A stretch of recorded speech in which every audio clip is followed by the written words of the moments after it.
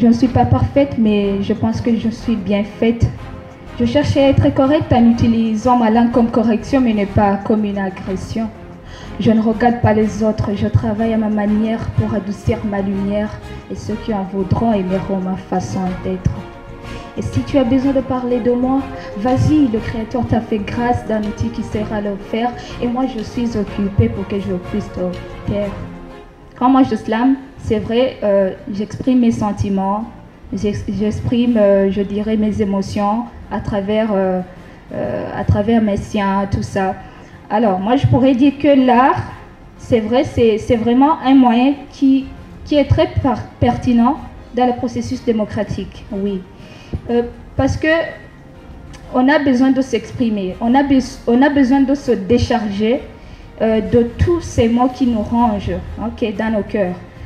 Je pense que l'art a une grande contribution dans le processus démocratique, dans le sens où, qui parle de démocratie, normalement parle cette prise de parole, cette façon de s'exprimer, de dire ce que l'on pense, sans s'attendre à être tué, maltraité. Et qui parle de l'art, parle tout simplement de l'expression personnelle. Un artiste, c'est tout simplement une personne qui s'exprime. Donc, ce n'est pas alors une erreur de dire que l'art contribue dans le processus démocratique, où on peut tout simplement dire que l'art, c'est vraiment un outil de démocratisation. À partir de la littérature et même la période de la Renaissance avec les arts plastiques, cette période-là a connu beaucoup d'écrivains. Si aujourd'hui on en est à cette étape de démocratie, quelque part, l'art a trop contribué à ce que la démocratie puisse s'asseoir ou puisse être revendiquée aujourd'hui. Et on sait même avec la période des indépendances, beaucoup d'écrivains africains ont été mis en prison. Ils ont même sous des dictatures, il y a eu beaucoup d'écrivains qui sont partis en exil. On connaît l'histoire de Wole Soyinka, on connaît les Mongobeti et tout ça.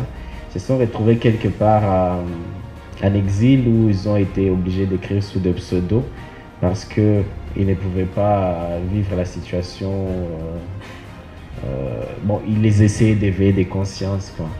Et je me dis quelque part, il est difficile de dissocier l'art à la démocratie. Mais j'aimerais bien qu'on réfléchisse. Est-ce qu'on est vraiment les jeunes locaux, ou bien est-ce qu'ils sont vraiment engagés dans l'art? Bon. J'ai exposé ici à l'Institut français une expo personnelle, donc monographique, et j'ai exposé sur un thème vie et passion. Mais j'ai essayé de faire de mon mieux pour que le public soit présent. Oui, mais ce qui était dommage dans tout ça, c'est que le public, en majorité qui était présent, c'était un public... donc si ce n'est pas des amis personnels, c'était un public étranger. Sommes-nous vraiment engagés dans l'art pour qu'on puisse l'utiliser comme outil de lutte ou bien d'expression? Je crois que la peinture au Burundi n'est pas quelque chose qu'on est habitué à voir. Je crois que c'est la culture étrangère qui s'introduit petit à petit ici au Burundi. Donc il va falloir un temps pour s'y habituer et connaître même comment on peut décoder ce qui est exprimé dans les tableaux. Je crois que c'est pas tout le monde qui est capable de faire ça.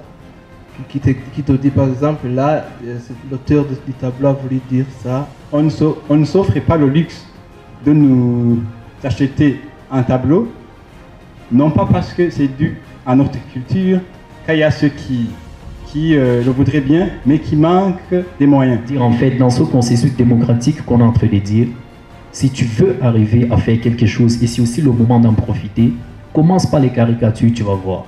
Les caricatures qui sont un peu osées, pas plus osées, parce qu'on a encore envie de te revoir aussi. Tu vois. Le slam aussi, pareil. Le slam est très merveilleux, je ne peux pas vous mentir.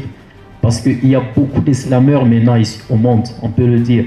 Mais c'est pour ça que je vous ai demandé, vous ne pouvez pas créer un nouveau style de slam à l'africaine, à la burundaise. Moi, j'ai plusieurs textes où je mettais du français, de l'anglais, je faisais du verlan. Donc c'est plus libre. Le slam, c'est la différence avec la poésie, c'est cela. Donc c'est cette liberté même dans la construction des textes. Je crois que 80% des productions de slam que moi je connais jusqu'à aujourd'hui, c'est joué sur fond de musique burundaise. C'est vrai? Ouais. Selon vous, c'est quoi qui pourrait servir vraiment d'outil d'expression? De l'art, on parle d'art. Donc personnellement, je pense que c'est la musique et la danse compte tenu de leur capacité de mobilisation des gens.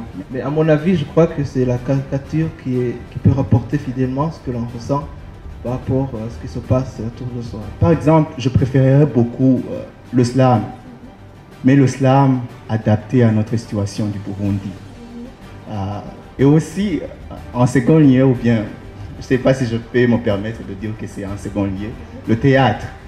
Le théâtre qui n'est pas le théâtre français, ou bien le théâtre américain, ou bien le théâtre de l'Europe, le théâtre burundais. Pour moi, il n'y a pas de forme au groupe qu'il faudrait privilégier plutôt qu'une autre.